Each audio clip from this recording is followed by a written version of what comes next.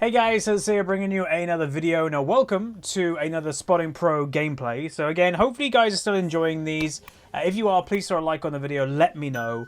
Obviously you're getting quite a lot of them because I'm going away next week and these are great to do. You know, they're guaranteed videos unlike the main account right now.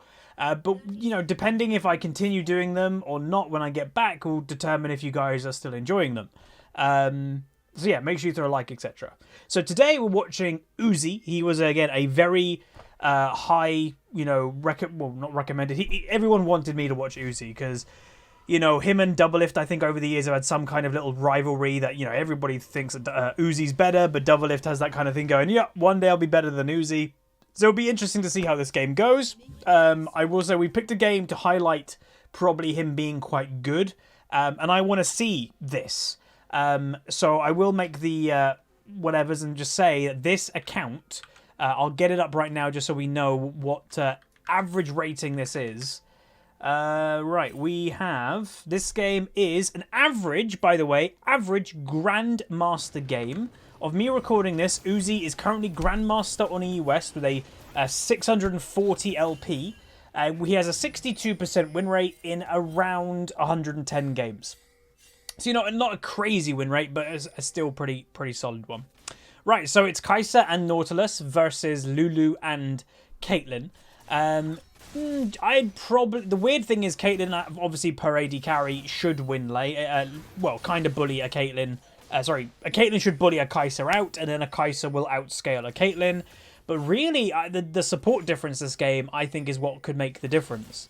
Lulu versus Nautilus. So Lulu is more of a defensive, and obviously Caitlyn doesn't want to be defensive. Caitlyn wants to win the lane and out-poke, out-whatever. And Lulu's not really going to help much of that because she's going to be constantly scared of a Nautilus. Like, some go, but Lulu can, you know, poke and win the lane. Yes, but Nautilus is very good against that because, you know, one hook and that Lulu could die. She's very squishy.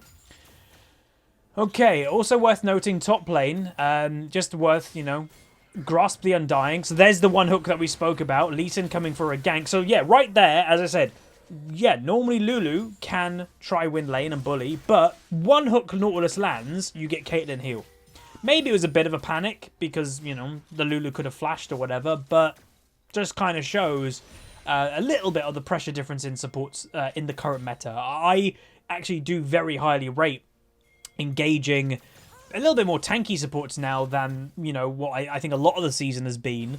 A lot of the season's been mage supports and utility supports. So the things of like Nautilus, Leona and stuff, I think are really good for solo queue. So far with UZI, the biggest thing that we can say is look at the guy's farm. He's practically not really missing any, and he, you know, he's being involved. He's getting some damage here and there without risking too much. But yeah, so his farm is very impressive. Meanwhile, mid lane goes down. I presume Olaf will end up dead here. Be amazing if UZI could get a snipe. Goes for an aggressive flash. Lulu's in the area with the slow, with an ignite coming through. Caitlyn's in the area as well, and now they will back off. So a bit of aggression play coming out of UZI. Nothing so far. It does get hit by an axe. Has to be careful of the damage, actually. Nautilus going in aggressive, really nice. Lulu will go down after she flashes. Now Olaf without flash will go down as well. One kill for Lee, one kill for UZI. Now this should continue. Going for the Caitlyn. Will anything happen? I think UZI might have wanted that to continue, but I think they will back off. Kayle now in the mix. Not entirely sure she's going to be able to do that much in the early game.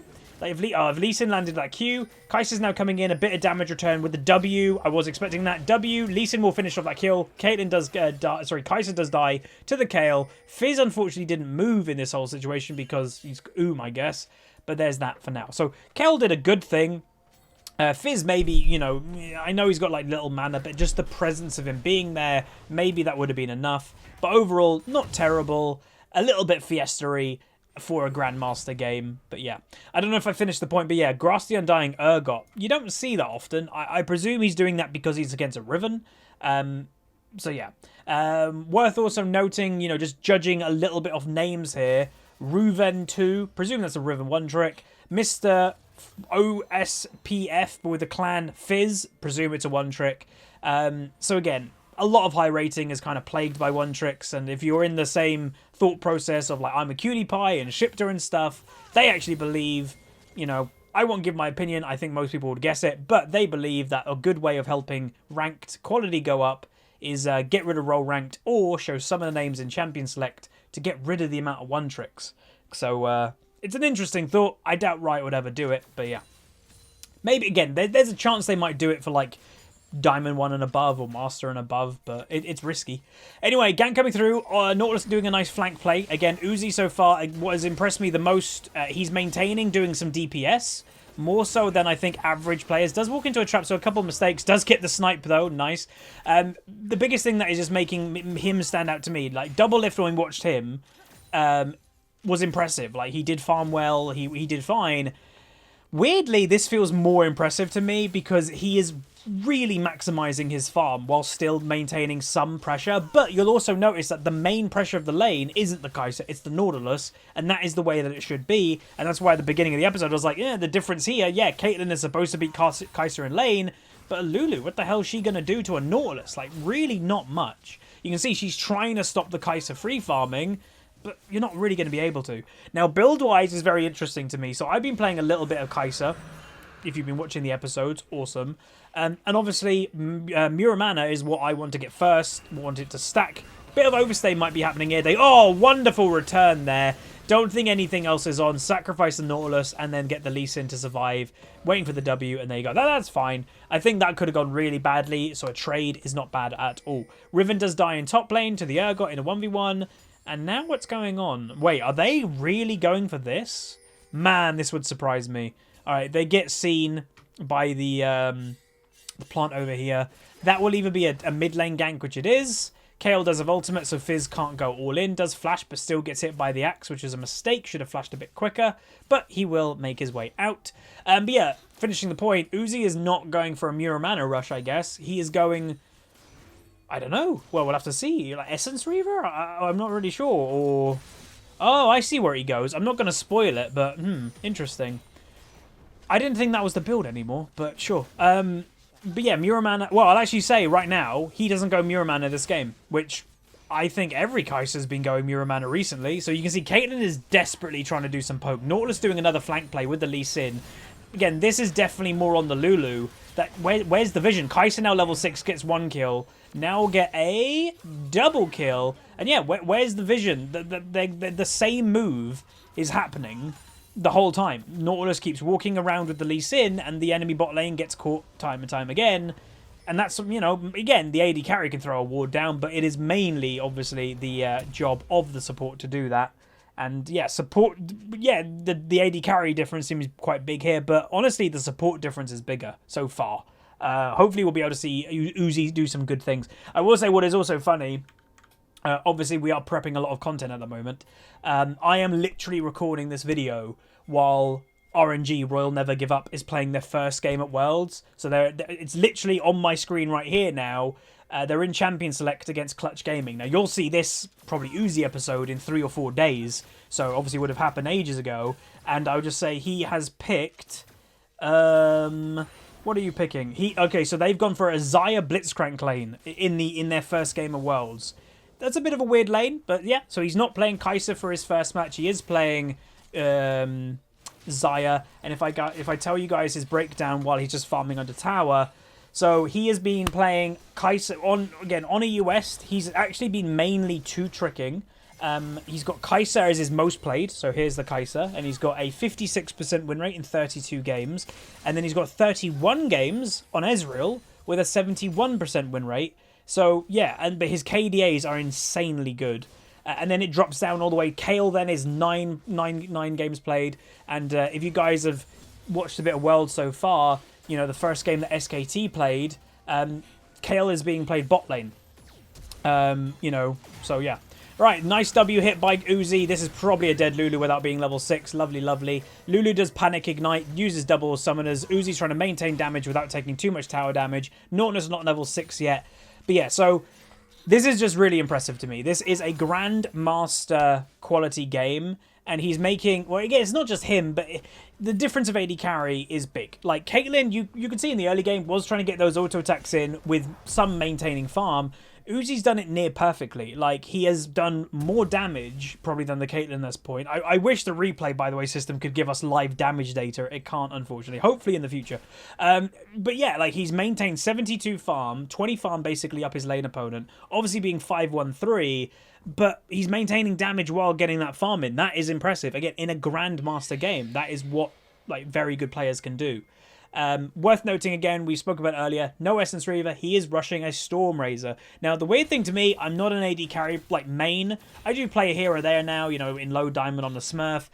This was the old build, and then for some reason people stopped doing it. So I can't remember why people stopped doing it. People favoured the Muramana build. I think it's mainly, well, I think it's the differentiation between the two builds. So it's the AP Kai'Sa hybrid build versus pure AD. So looking at his match history here on the left, just of other games that he's playing.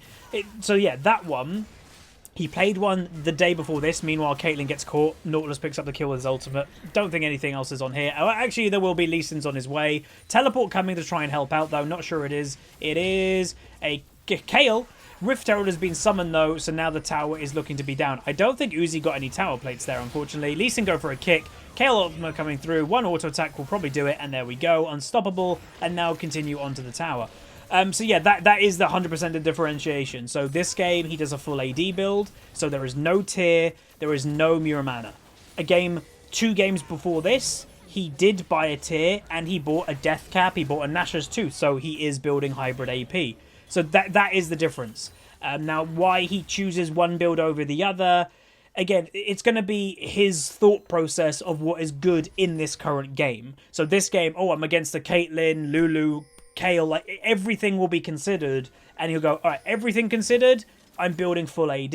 And then 2 games before this, he would have looked at the enemy team. Maybe they were squishier, because I would presume the AP build is better at one-shotting things. Oh, they're squishier, therefore I will build AP. So yeah, both builds easily viable. Uzi's doing, you know, both of them, you know, 2 games apart. So it's not like one is just favoured right now. It just depends which one is better for the game you're currently in. So if you are a Kai'Sa player, that is something to take note of, because you can do both builds. Now again, I don't exactly know why he would do either. Again, my only guess is the AP build has more burst than the AD build. AD build is more sustained damage. So in a game that everything is squishy, which again, there we go. On the game that he went AP, it was a Yasuo bot lane, kind of squishy, Rakan, Tristana mid, Echo, and a Kled. The only one that's kind of tanky there is Kled.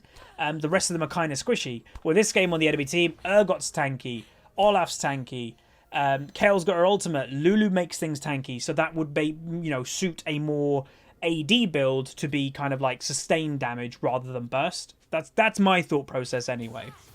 But yeah, so far, very impressive of him. He's now 30 CS up, so increased the deficit by 10. He's now taking over mid lane, as he should, because he's already got the bot lane tower. And, you know, it's before 14 minutes. Can he get any plates, or will he go for them? There are 5 plates available in mid. He has already, by the way, got his stealth upgrade to his E, because he's bought, obviously, attack speed at this point and level 9 already.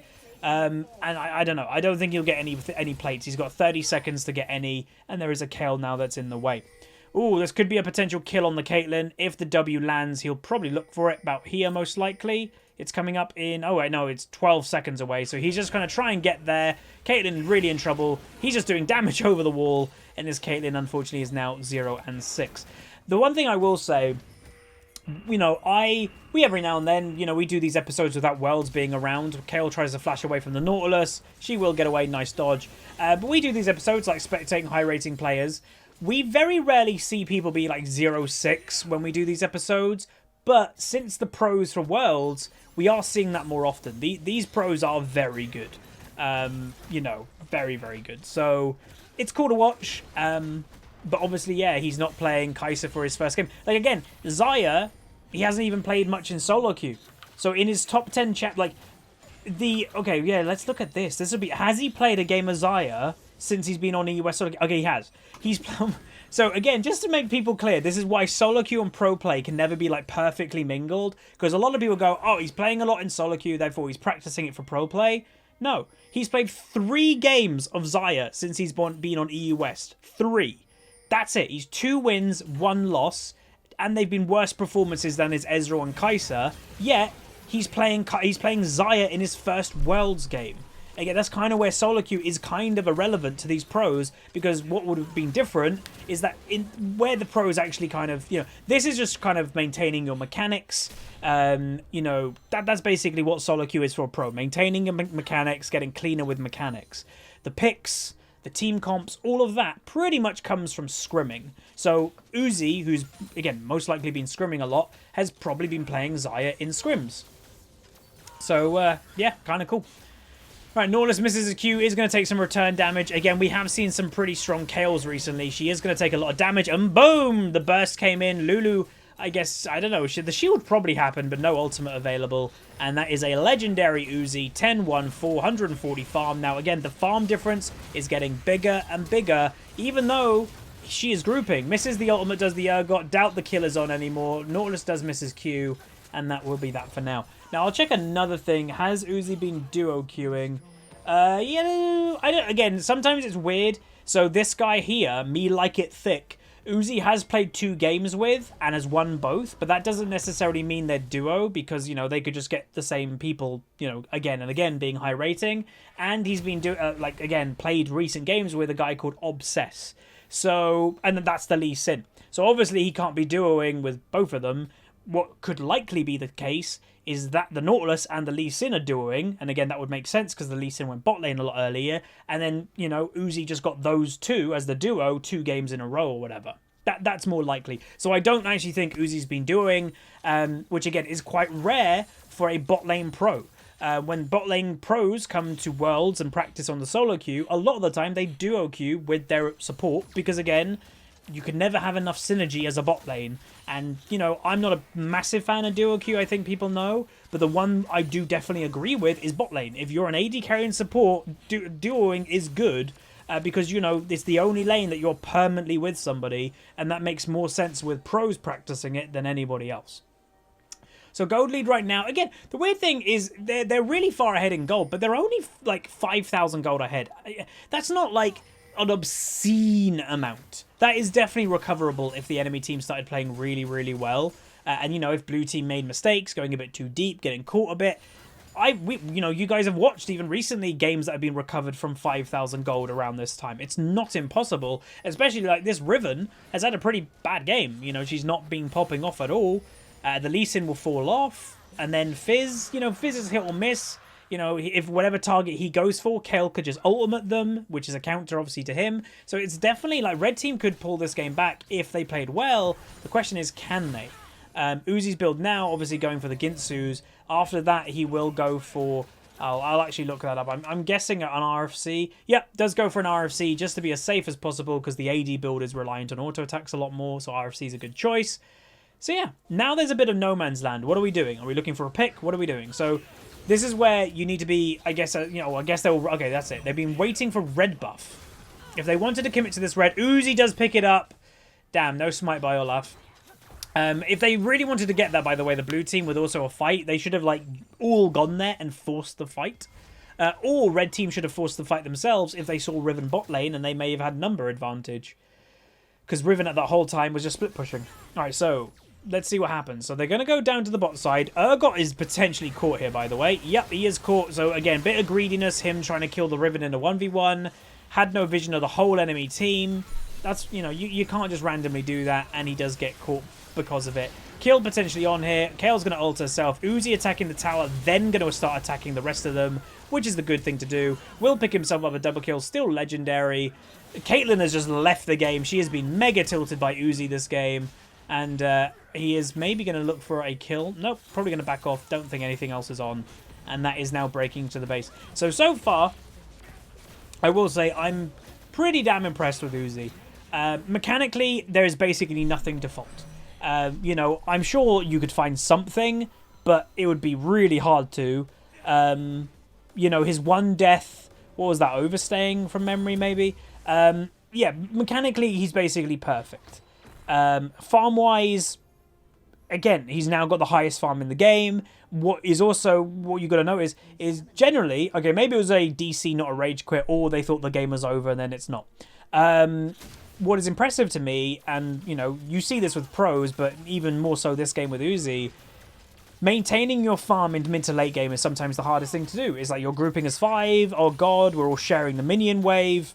UZI is very much taking over the farm. Like you can see the Fizz. Fizz has got low farm, mainly because, you know, these two are now grouping and UZI is taking everything. But if I'm honest, that's kind of what you should do as an AD carry. Ooh, very close. Kayle didn't have ultimate up yet. Little bit out of position, and she does get caught and killed again. So the red team, admittingly, maybe they're a bit tilted, but they are making a lot of mistakes. Again, positional mistake once again by Olaf. He's nearly dead. It's positional mistakes. Why are they in these places? It doesn't really make sense. So now they'll be knocking on the base in the mid lane now. Wouldn't expect the game to last too much longer. There will most likely be one more big fight. And yeah, again, very impressive. So if I had to compare, you know, we've watched obviously Sneaky now for AD carries. Sneaky, Double Lift, and now UZI, I believe, are the AD carries. Sneaky, not again, if you're a fan of his, you're a fan of C9, that's awesome. He didn't stand out to me anything special. He was just a good AD carry player. Double Lift stood out a little bit. I think we watched him twice, maybe. He stood out a little bit here or there. Yeah, no, in this, again, obviously every AD carry is going to have a better game here or there, so I'm sure if I watched a great game of Sneaky, I'm sure he'd do good too. But this game, UZI has stood out more to me than Double Lift. Again, weirdly. It's just everything is pretty much perfect. Positionally, damage-wise, farm maintaining it highly. Build-wise, he chose to do AD in this game, and that was probably on purpose. He kills himself at the end, which he didn't need to do, so he could have finished 19-1, finishes 19-2. But yeah, incredibly impressive. So that is UZI. I'll have a little look now over at the Riot Games stream. I can't show it, but he is currently 0-0-1 on Kai'Sa and 20 farm up his lane opponent, Cody's son, the Clutch Gamer, at 11 minutes. So yeah, once again, he is farming. Farming is the big thing with UZI. I think that is the key. He farms, gets ahead, and then if kills come, it's the advantage, but he's got the farm lead already. So he just is miles of gold ahead anyway. But that's going to be it. If you guys did enjoy, throw a like on the video. I think the next guy that we're watching, by the way, is going to be another AD carry player, and it's going to be Teddy, SKT's AD carry. He was also recommended for me to watch. If you've got any more that you want me to watch, throw it down in the comments. Hopefully you guys enjoyed. If you did, throw a like on it. It does help out, and I'll see you guys next time. Peace.